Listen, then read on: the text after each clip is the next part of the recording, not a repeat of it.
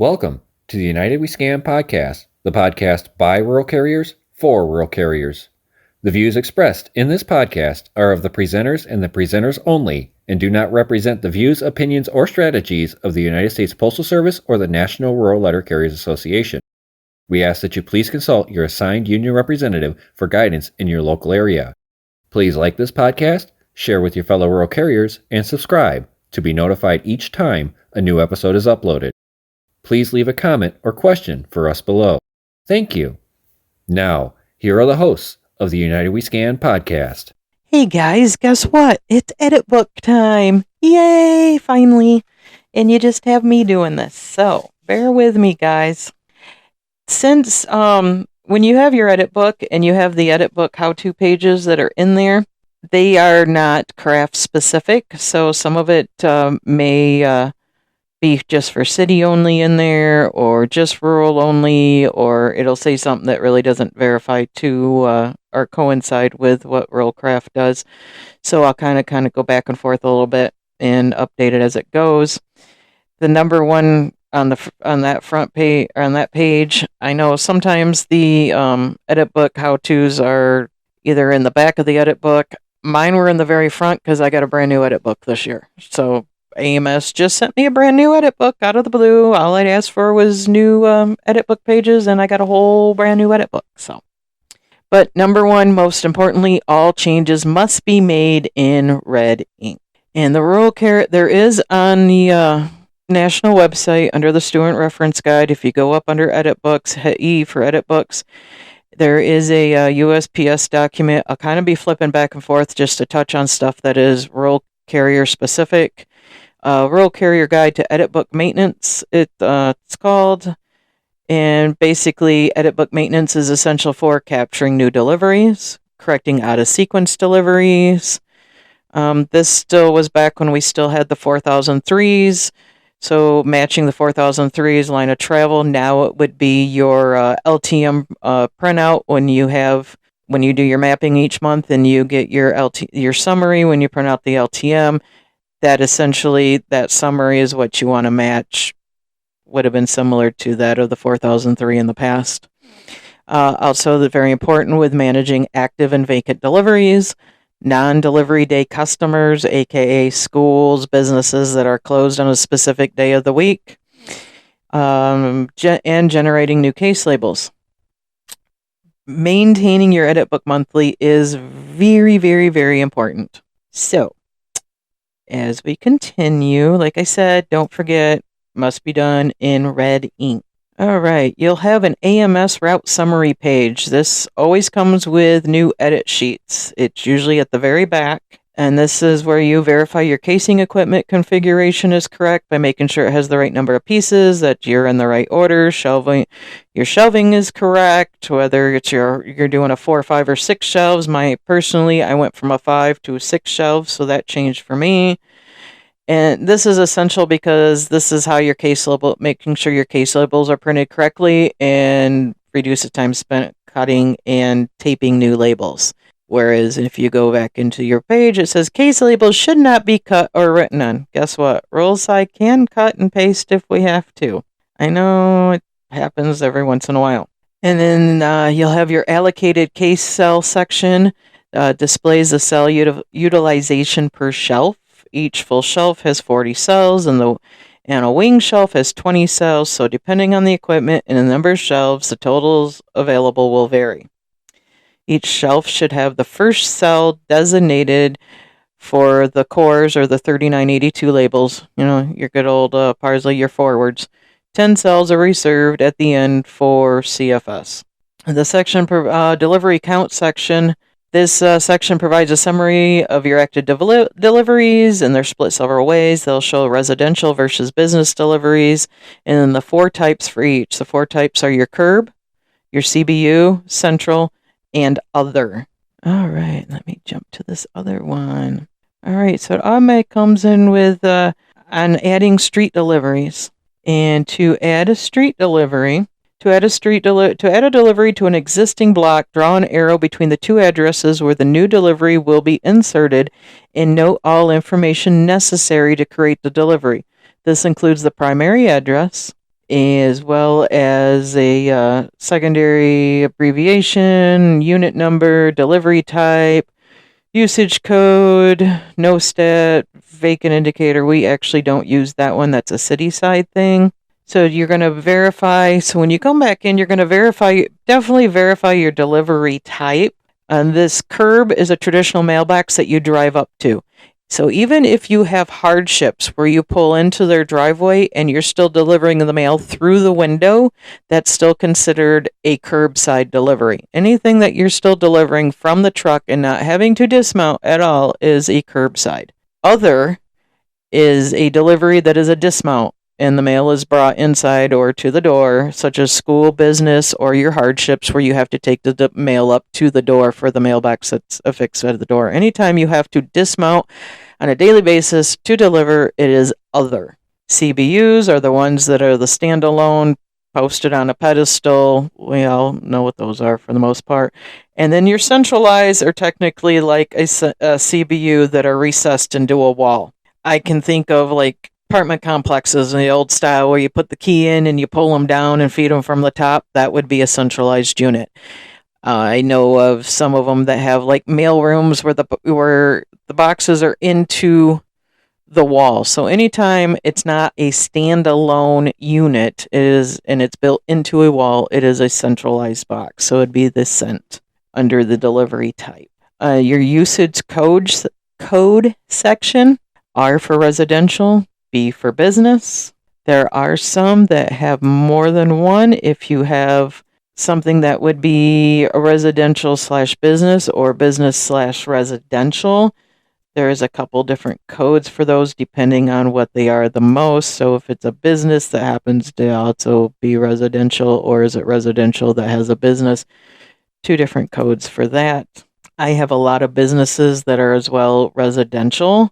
And just because I live in one of those areas where I have a lot of mom and pop places that have the little cottages along the lake that they rent out. So that would be a joint residential business residential.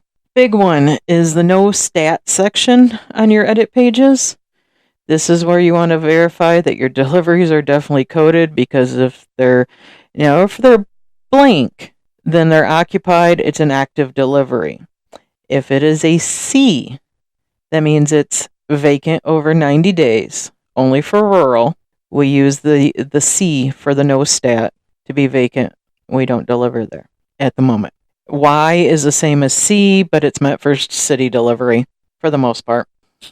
Or if you have an address that's not developed yet, but the address is in the book, it's not developed, there's no mailbox, there's no house, there's no structure, then it would be a Y.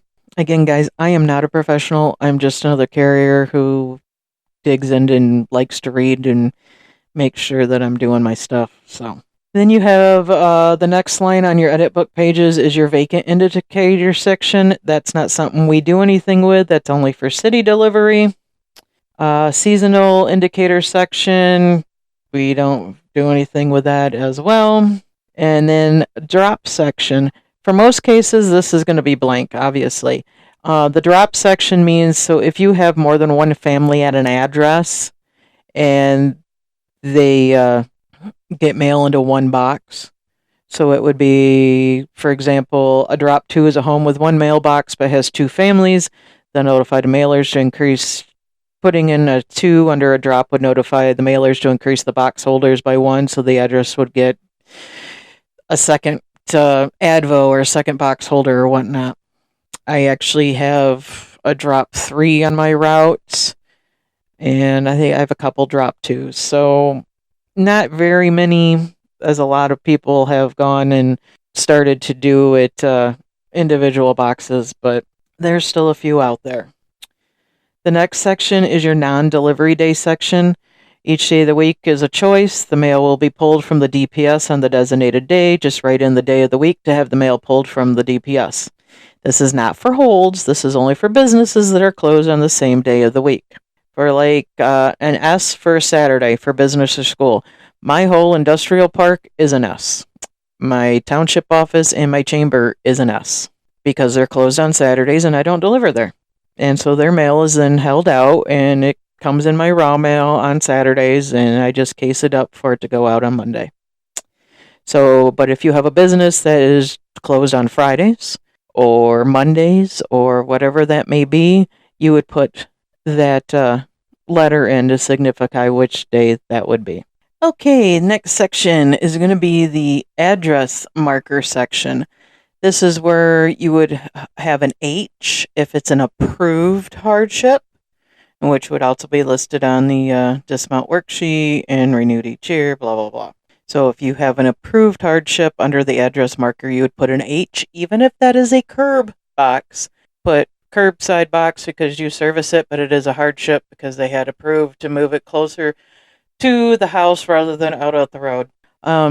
You can also have a DNA, which is a door not accessible. I actually have 3 addresses that are a DNA. They do not want packages brought to the house, so they're listed as that, and they get left a notice.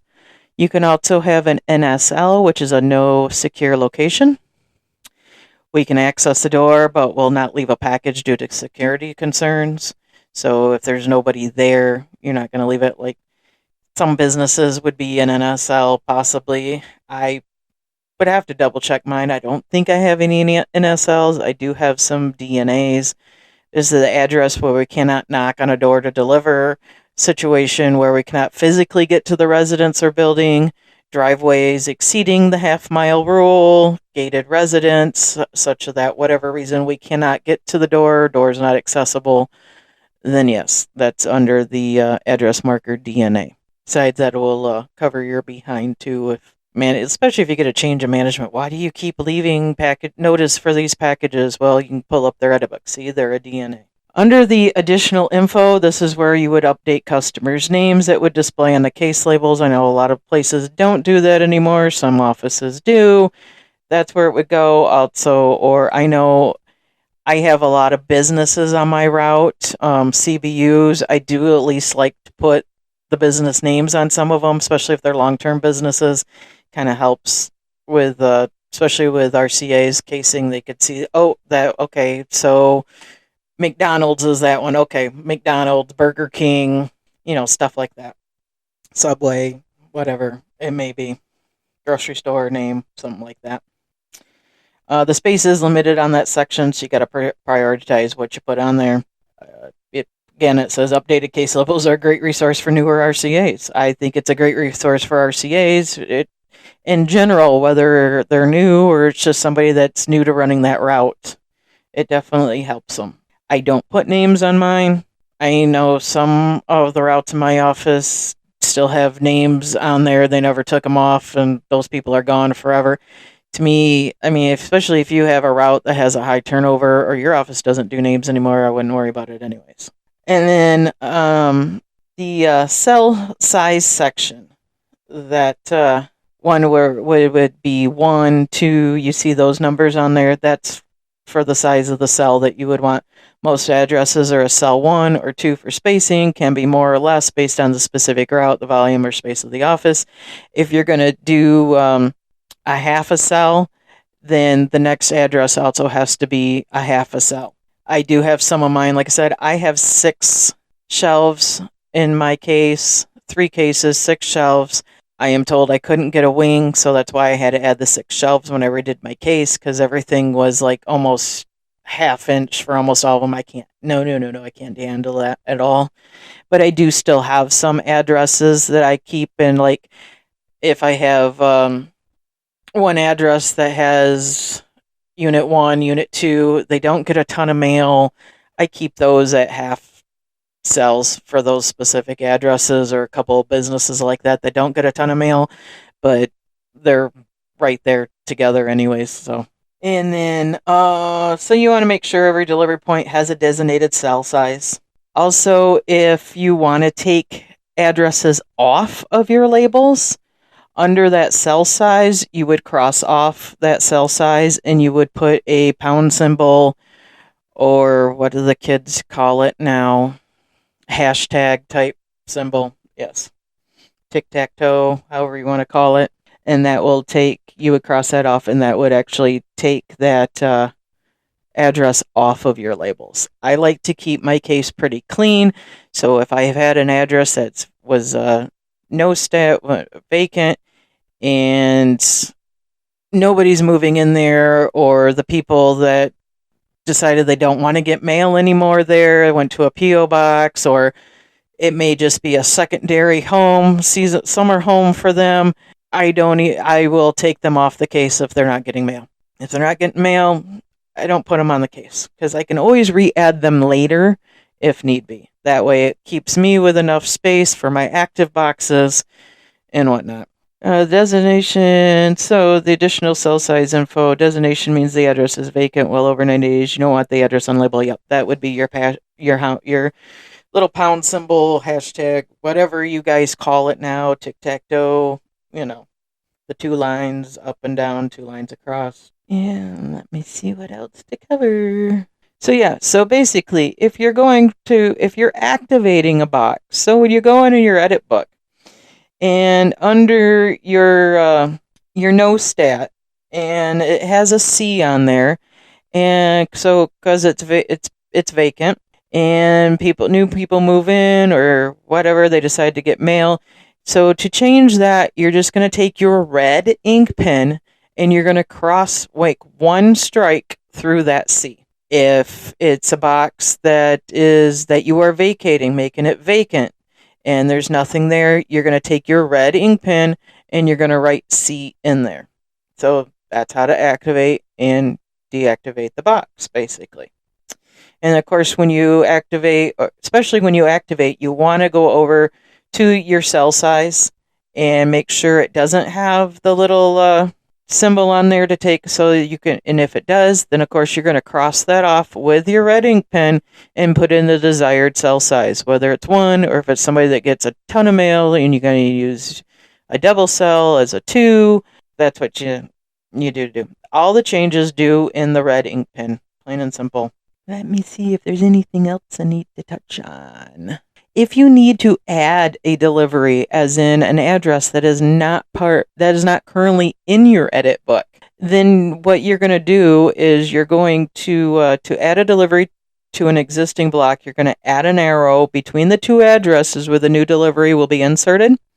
And then you're going to note all the necessary information to create the delivery. Obviously, the primary address, if there's a secondary abbreviation like an apartment or unit number, and then obviously the apartment unit number, whether it's a curbside, a central, other, the usage code, whether it's a business or residential, and then of course obviously active or inactive.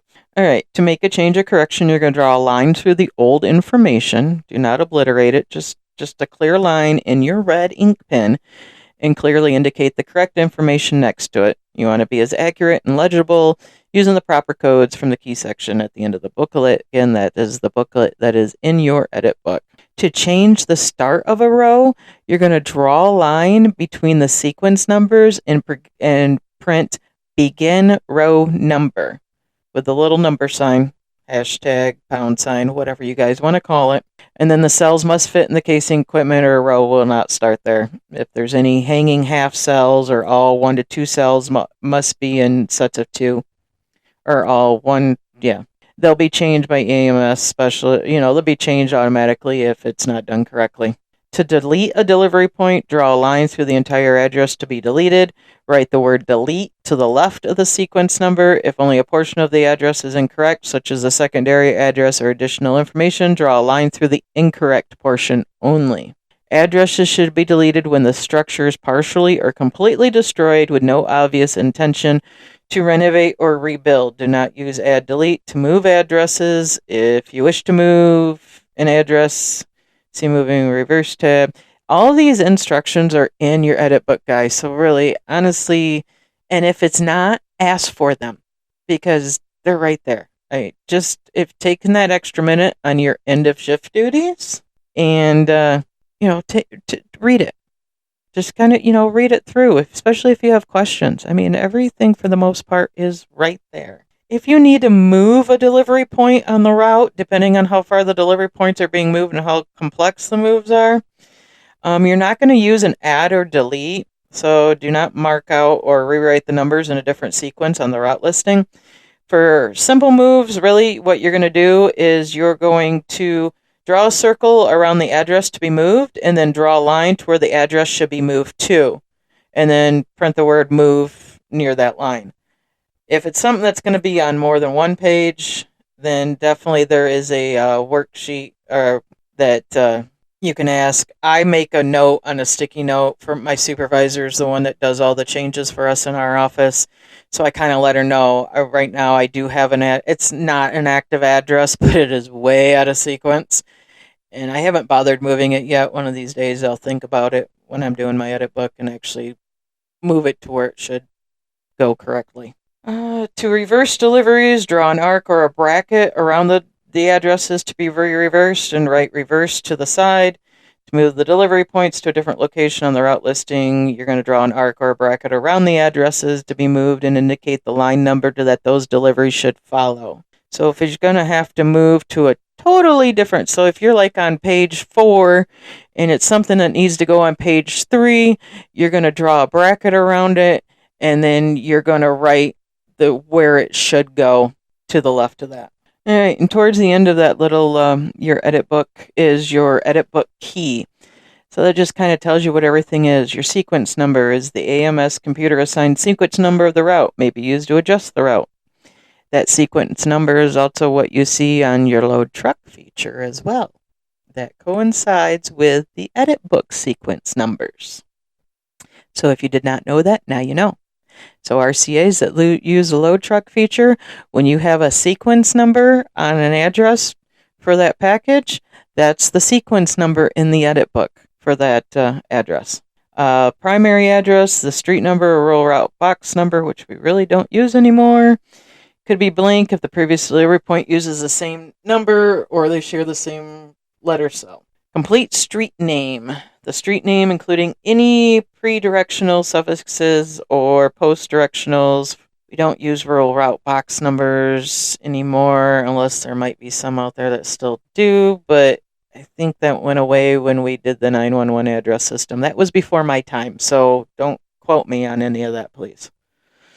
And then your your SECY abbreviations is used to identify the type of secondary address, such as an apartment, a building, a department, a floor, lobby, penthouse, room, space, suite, trailer.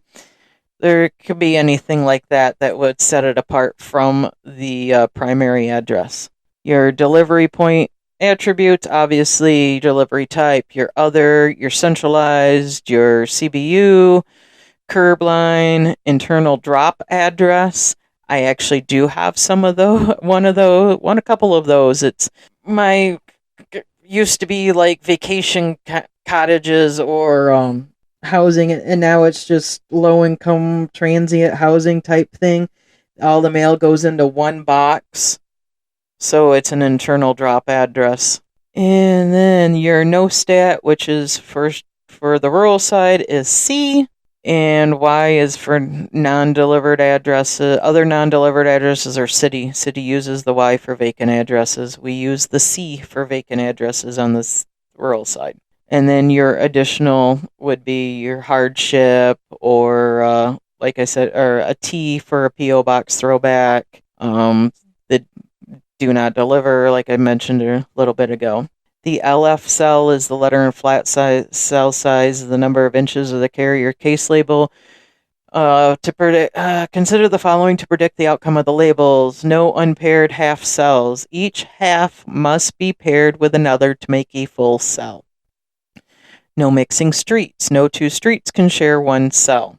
1/2 to 10. The highest number of cells allowed is 10, which is indicated by an F. I don't know of anything. We don't, quote unquote, jackpot on the rural side, so I can't think of anybody that would need a 10 cell address. Obviously, especially with the fact how the mail has dropped over the years. I know I've taken some of my 2 cell addresses and put them down to 1 already, just because the mail volume has dropped. We don't have to worry about the seasonal delivery or educational facility under the SI. Obviously, the drop count indicates the number of businesses or families served by a drop delivery or other multi-service delivery point. The non-DAO, the day of the week non-delivery, which again I describe that as businesses or something that if they don't get delivery on Saturdays, you would put an S in there, or if it's a Mondays or Fridays, whatever day, if it's the same day every week that they're closed and do not want their mail delivered. The relay number is used to break up a route and separate relays. Also generates the bundle break cards for DPS.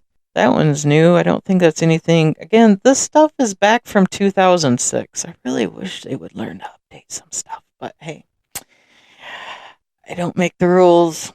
And then the additional information, the amount of additional information is displayed on a carrier case label is determined by the letter size, up to 8 characters per half inch and 17 characters per inch. Maximum of 30 characters. If the secondary address numbers are not in this column, they will not print on the case labels.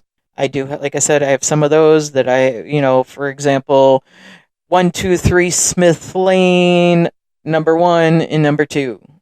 So you would put 1 or 2 under the additional info, depending on which one that would be. Then it would print on your case labels 123 Smith Lane, number 1, 123 Smith Lane, number 2. But yeah, my thing is definitely, like there are like 3 different things on the national website under the Steward Reference Guide, under E, under edit books. There's 3 different things that, help you with edit book wise when it comes to doing this stuff. Guys, research it. It's really, edit books are not that difficult to do. It's just paying attention for the most part. And making sure you use that red ink pen to make any changes. Like I said, I have a very high maintenance route. I don't think there's a month goes by that I don't have some sort of change going on. So I usually I ask for new edit pages probably about once every couple months or so. I have a lot of seasonals on my route, or what would used to be considered seasonals. I have a lot of snowbirds. And they all leave at different times. They all come back at different times. It fluctuates. So I still like to keep a clean edit book so I'm not trying to make changes on top of changes on top of changes. You can ask for new edit pages every month if you want. Labels, you hear so much different things. I myself like to do my labels at least quarterly. If I've had a lot of changes, like new addresses become active that weren't active before, and so they're not on my labels. I mean, I am constantly making changes, so I probably do my labels at least 4 times a year. I would suggest minimum twice a year. If you know you have a brand new RCA coming in, or that's going to be running your route, and you haven't updated your labels in forever, and I get it now as a regular. I mean, I was an RCA for, almost 9 years, ran mini routes, and saw some pretty horrid cases that weren't kept up. As a regular, I get it, because we know our routes. We do. But if, you're in a short-staffed office, so you don't know what PTF or RCA or anybody's that's going to be running your route, it's going to help them to have clean case labels for the most part. Keep it, active addresses. I have very few inactive addresses on my case, but all that comes with proper edit book upkeep. Proper edit book upkeep, again, goes back to our evaluations. Are we making sure that all of our active deliveries are active in our edit book? Are we vacating our boxes after, 90 days? Once they're either gone for the season or somebody's moved, whatever. I mean, I had quite a few mailboxes that were taken out this past winter.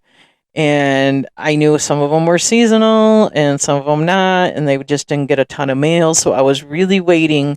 I was giving them the 90 days, maybe even a little bit more for some of them before, because I was like, oh, I'm going to have to deactivate this one, and then I come back through, and guess what? Their mailboxes are back up, because we got to put that back up if we want our packages while we're here or whatnot. So again, guys, I'm not a professional. I'm not an AMS technician, nor do I ever want to be. But, you know, a lot of people have been asking on stuff for edit books. So like I said, most of the stuff that you see out there for edit books in general pertain to both city and rural, and they are different when it comes to how we handle. And yes, we can write and we can cut and tape our labels if need be on the rural side. I prefer not to if I don't have to, but once in a while I'll be like, oops, I should have took that one off, or oops, I forgot to put that one on there, and I insert one, whether it's an address I had to write on a blank one and tape it together to make sure it was on the case before I got the labels the next time, or oops, I forgot to take that one off, so I just cut it off and slide it down and tape it together. We try not to do that, but it does happen once in a while. We just don't want to make it look really bad. I've seen some really, really bad cases, and in a lot of that, like I said, your case labels come directly from what you have in your edit book. So keeping your edit book clean, up to date, that's what I mean by clean, keeping it up to date, taking off the addresses that don't need be, making sure addresses are in the right sequence. If you've got somebody, so if you let's say you have a road that you go down one way, all the boxes are on the one side, but you come back up the road and it's still in your line of travel, and a customer wants they don't necessarily need a hardship, but they don't want to cross that road because, maybe they're getting older, they've got little kids, and they don't want to cross the road. As long as it's still in your line of travel, it shouldn't be an issue for them to move their box to the other side. So yeah, you want to make sure that you and they get approved to move it. Make sure you double check with management to make sure it's approvable to move it, because as long as it's still in your line of travel, it should be good. But you want to update that in your edit book, so you can update that on your case labels, so you're not trying to. It all coincides, guys. So yeah, making sure that they're correctly under the usage code, residential or business. C is vacant over 90 days, only for rural. And making sure, again, not going to stress it enough, red ink pen for any changes. And your cell size. Making sure your cell sizes are appropriate. If you got boxes that have been vacant for quite a while, and it doesn't look like anybody's going to be moving in anytime soon, just take them off the labels. Put in that little number sign, pound sign, hashtag, whatever people want to call it. That's what it does. It takes it off your labels, because you can always put it back on next time if you have to. So I hope that really helps, guys. I'm going to try and get this stuff so it's kind of like on a video format, so you can see what I'm looking at and reading. Just in general, obviously I'm not putting my own edit book stuff up there. It's just the general information that anybody can look up or request or whatnot. So I hope this helps. I really do. And I do apologize for the delay. But yeah, edit books are very important. Go through them every month. I personally, if I know I got somebody that needs to, they're coming up on that 90 days, or I know somebody that, new in a mailbox, new delivery has started, they got their mail, they're getting their packages, I'll go in and make those changes in my edit book as they happen. That way I'm not trying to, like today, I had already turned my edit book in, and I got back from the route, and my supervisor, she's like, hey, I got a couple questions on this, because I had a couple of them that were just listed as businesses, and I wanted them as business residences. And she just had a couple questions on a couple of the things in there, and I'm like, oh yeah, I gotta go and vacate, this one box, and because I didn't think about it until I got back, and I was like, did I do that in my edit book or not? Because it's been 90 days or more. I need to do that. So luckily she had questions, so I remembered to do it. So yeah, even though you're turning in your edit books between the 1st and the 10th of each month, if you could try, if you do those changes as they occur, your edit book will pretty much be ready to go when it comes time to turn it in by the 10th. I just always do a quick glance through, double check everything before I hand it in for the month. And then when I get it back, all right. And like I said, I usually ask for new edit sheets, I don't know, every 2 to 3 months or so. Just depends on how many changes I've had. If I haven't had a lot of changes, one here, one there, a couple here, a couple there, Nah, I don't need new edit pages right away, but the following month I've got 3, 4, 5. Oh, yeah, let's go ahead and do it because now I've got a whole bunch in there. Labels, like I said, if I don't have any changes that require taking addresses off, putting addresses on my labels, I'll let them go for a few months, but I do at least try. Like I said, I have a high maintenance route, so I do try and do my labels at least every 3 to 4 months. End of shift duties, guys, gets built in. That's how we're paid for them. Do not do the PM casing that stops the end of shift duties clock, obviously. So when you're doing your labels, preferably on end of shift duties, like it's explained to be done. So, management gives you hassle about it. Well, contact, who you have to contact. So, not me.